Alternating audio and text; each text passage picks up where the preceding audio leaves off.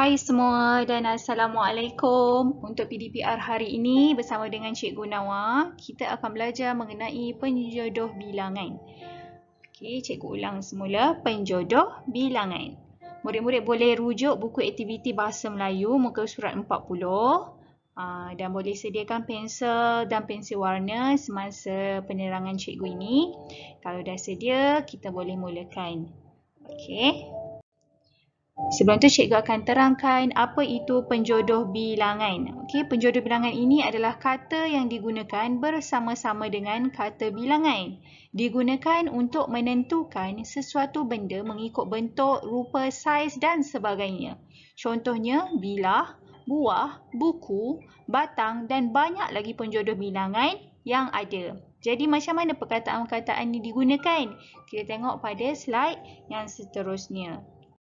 Okey, 5 penjodoh bilangan yang kita akan belajar hari ini. 5-5 ni semua ada dalam buku aktiviti awak. Awak boleh tengok sekarang. Okey, yang pertama biji. Contohnya pun dia dah bagi. Okey, biji. Yang kedua buah. Yang ketiga bilah. Yang keempat helai. Dan yang kelima batang. Kita tengok macam mana setiap penjodoh bilangan ini digunakan dalam mengira bilangan benda. Dan macam mana kita nak buat ayat menggunakan penjodoh bilangan ini. Okey, penjodoh bilangan pertama tadi biji. Okey, terdapat apa dalam gambar ni? Berapa bilangan bola sepak yang ada dalam ni? Kita kira sama-sama. 1, 2, 3, 4, 5, 6. Jadi cikgu tulis sini 6 biji bola. Okey, ikut pada bilangan yang ada pada gambar.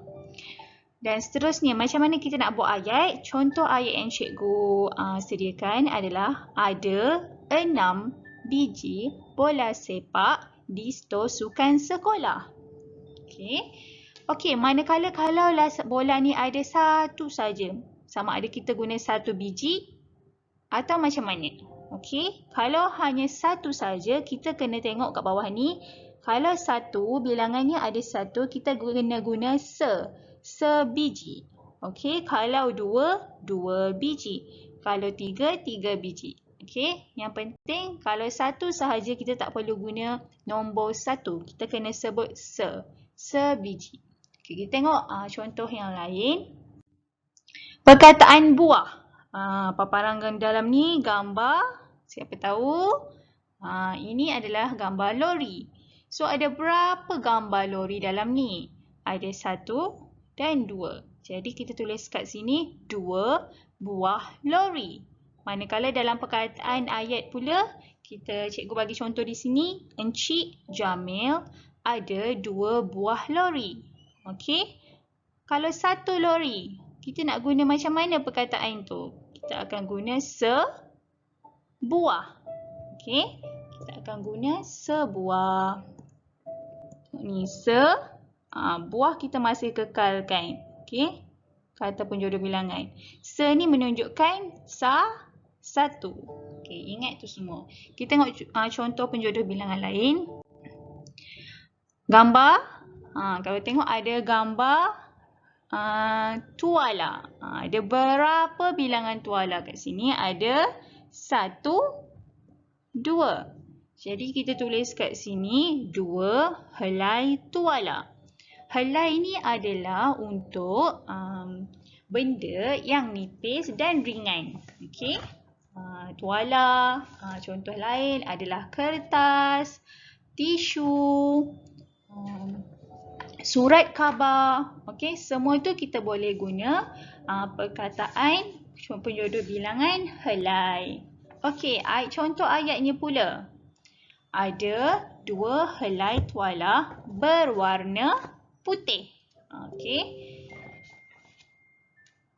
Kalau 1 helai, kita panggil macam mana? 1 helai ke sehelai? Jawapannya adalah sehelai. Ingat merujuk kepada 1. Okey, seterusnya. Gambar pisau. Kalau pisau, yang ni ada berapa? Hanya ada 1 sahaja. Jadinya kita panggil sebilah pisau. Bilah ni untuk benda yang tajam. Contohnya senjata lah. Selain pisau, ada keris, parang, gunting. Okay. Kecuali benda-benda yang tajam je. Senjata yang tajam. Pistol bukan dalam kumpulan sebilah atau bilah. Okay. Contoh ayatnya adalah nenek menyiang ikan dengan sebilah pisau tajam. Ni kita tahu merujuk pada satu. Manakala kalau dua atau selainnya kita panggil dua bilah. Okay. Seterusnya, gambar baby ni ada 4, ada berapa? Kita merujuk pada gigi tau. Ada 4 batang gigi. Batang ni digunakan untuk benda yang panjang. Contohnya lilin, pensel, pen atau benda yang besar seperti pokok. Yang tinggi dan panjang. Sebatang pokok, 2 batang pokok. Contoh ayat yang cikgu beri di sini adalah bayi itu ada 4 batang gigi. Manakala kalau sebatang kita panggil, kalau satu kita panggil sebatang.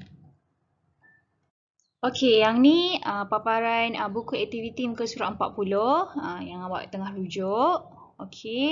Inilah latihan yang awak akan buat hari ini. Contoh yang dibagi adalah perkataan biji merujuk kepada gambar bola. Ada 10 biji bola, manakala ayat yang digunakan juga sama. Ada 10 biji bola di dalam stor sukan. Manakala buah tadi maksudnya merujuk benda yang besar dan padu. Contohnya rumah, kereta maupun kerusi.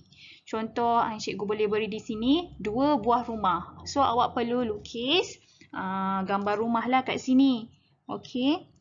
Kalau ada 2, lukislah 2 buah rumah.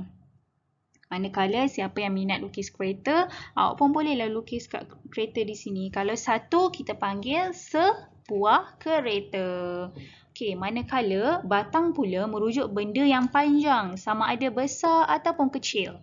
Benda-benda yang kecil yang panjang contohnya pen, pembaris, pensel. Benda-benda yang besar pokok. Ataupun contoh tadi cikgu bagi gigi, kayu. Contohlah awak minat lukis pokok, so kat sini pun awak boleh lukis pokok. Kalau satu kiranya sebatang pokok. Manakala kalau nak lukis 2 boleh. Nanti ayat awak akan jadi 2 batang pokok. Contoh ayat yang boleh bagi kat sini, terdapat 2 batang pokok yang sangat besar di tepi jalan. Manakala bilah pula. Bilah tadi apa siapa ingat? Bilah ni merujuk kepada benda yang tajam ataupun senjata yang tajam. Tadi cikgu bagi pisau. Selain tu boleh sabit. Ni bentuk sabit.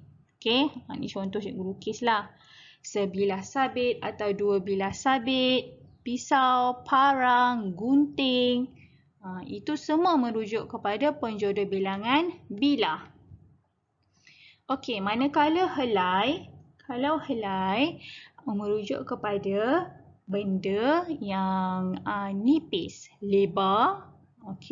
Contohnya seperti kertas, tisu atau baju. Maupun rumput, sehelai rambut. Itu semua pun merujuk kepada helai.